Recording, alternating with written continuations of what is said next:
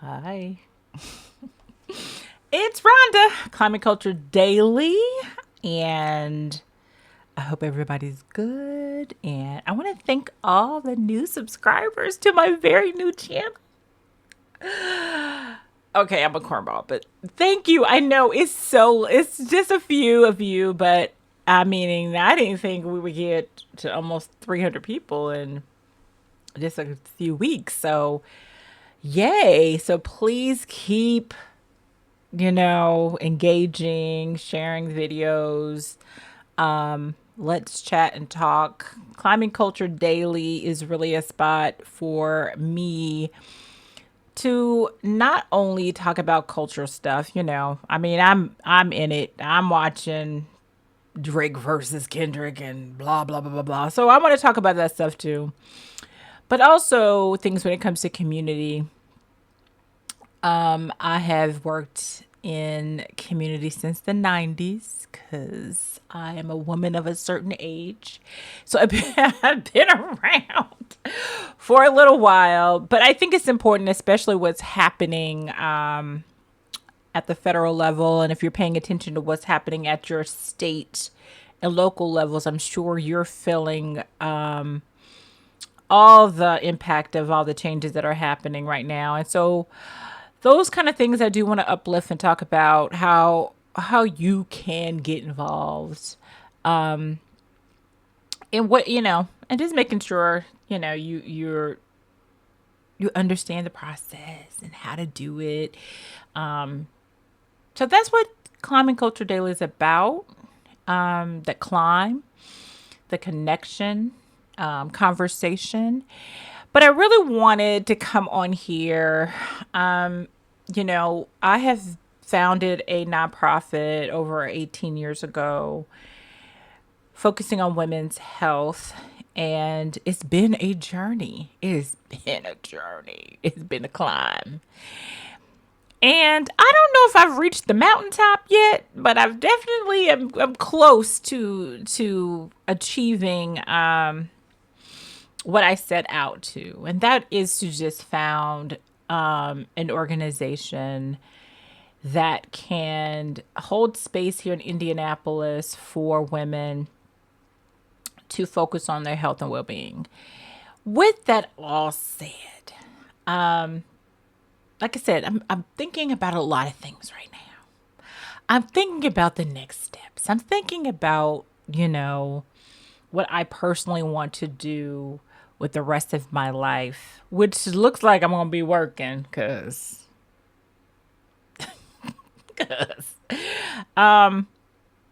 but this has been an interesting past couple of weeks, and I don't know what God's spirit, the ancestors, my mama, because she's an ancestor too, have been doing, but it's been really interesting in the past few weeks having conversations with just different people in community, even my daughter, saying things just out of the blue about, hey, thank you for the work that you've been doing, and just affirming. I've got a lot of affirming conversations, and I don't know if my spirit needed it, and so the universe just conspired, and so I'm accepted. Thank you. But I wanted to take some time, and I'm gonna show one of the things that we've been doing in the past couple of months. We've been working with the WNBA All-Star hosting committee. If you don't know, the WNBA All-Star weekend happens here in Indianapolis at the end of July. And so we one of the organizations, and they're working with many, to do activities, events at the community level leading up to that big weekend. And so what we decided to do is work with, the Pacers and Fever on getting people to move. So we've been doing some community level Zumba. Now, understanding that why we decided to do this is because Zumba, and this is what we heard from a community person, a participant, that is something that generally happens in a paid gym. And she said, "Oh, I love Zumba, but I can't do it because I can't afford a gym membership." And so we thought, well, let's do this. And so we have 4 events happening. We've done 2. I'm going to put some videos up of those things. And it's really been a great partnership with the Pacers Sports and Entertainment folks, the Indiana Fever, and the WNBA All-Star Hosting Team Committee. Really have been in the middle of all the Pacer stuff that they've had to switch up. Cancel meetings and change meetings around. But I think it's important to understand, and this is kind of a two-sided thing where when you're working with partners, it's important that you show up, right? That you do your best to be transparent and clear and understand what your capacity is. We did not promise anything that we could not do. We did not promise them the world.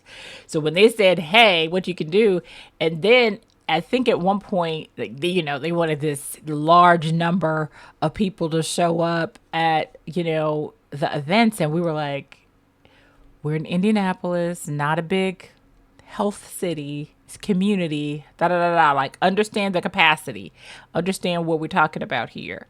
And so I'm going to show you some clips and things in here of the successes of the first couple of events. It really was about understanding your reach. Who do we know?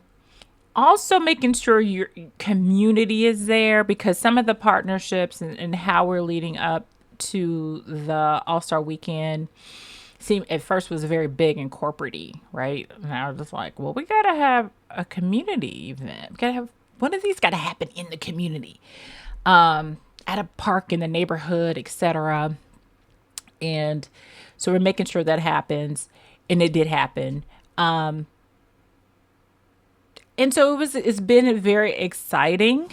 But again, I think the success that we've had so far is understanding your capacity. And when you're developing partnerships at any level, I don't care if it's with a food pantry or a big corporate entity like the Fever and the Pacers and all that, you come to the table with what you can and cannot do, and understanding your resources, and understanding your own social capital, and understanding who you can, what you bring into the table without intimidation, without, over promising. Because what happens is if you over promise, there's, you can mess up that relationship. And just throughout developing this nonprofit, partnerships has been the number one factor from the beginning. It has truly been who I have been able to work with and share resources with, and understand when a partnership is not going to work. That's something you got to do too. When it ain't going to work. When you that their mission may align, but their values may not align. The approach to community may not align. And so you have to understand, and not all money is good money. And that's very hard right now. That's another clip I will talk about of I rescinded a grant opportunity because of some alignment issues. But I wanted to just really quick, this is a little longer than I kind of wanted to do, but just this journey and creating this nonprofit has been such a love-hate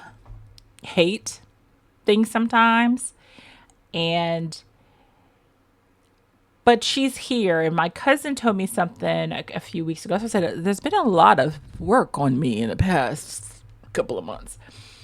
And I was talking about how tired I am and there's this to do and that to do. And she said, well, you know what, first of all, you need to realize that the work is done. Like, you set to create an entity for women to do this, and it's done. Like, you did it. And so what are you actually still trying to do? And that was so enlightening.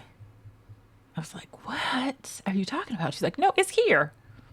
Organization's here. You got staff, you got offices, y'all got a van. Y'all got these very large partnerships, and it's here. So what's the fight for now? And to rethink and reimagine what the next steps are for myself outside of the organization, and let the baby go. Let her ride it out. That doesn't mean I'm not in the chat right now talking to somebody about whatever, but I don't have to have that same level of intensity about the day to day, and because I've accomplished what was put in my heart to do. So I'm gonna do some more. We're gonna have a nonprofit nugget day that you all can kind of look forward to, where I'm talking about this journey. Might have some people come on to talk about their creating a nonprofit. I really want to keep it at a smaller nonprofit grassroots level, because I think that's the level of help and connection and things where people want to get started. And we're going to need all the community. Community is medicine, and we're going to need everybody. And so I want to be here to kind of help people think that through, of how they can connect with their community and neighbors. And so, as I said, it's been a very interesting few weeks, and I want to say thank you to, the Pacer Sports and Entertainment folks. I want to say thank you to Indiana Fever, and I'm going to show you why in a second. And I really want to thank all of the people from day one when I opened my mouth and said, hey, I want to start this nonprofit. And what do you think? And people, all those people who said yes to me, and even the people who said no and not yet and maybe, but all those people, and now it's not just been people here locally. It's been people all over the country. It's been people in parts of community that I have that you would never think that would that would jump on board. And so I'm really grateful, and really look forward to the next steps in my journey. So I just wanted to pop on to talk about that a little bit. I'm gonna show you some videos and clips of the partnership we have with the WNBA All-Star folks, and then I'm gonna end it with something that just happened last week at the Fever game. So this is Rhonda, Climbing Culture Daily. I'll see ya next time.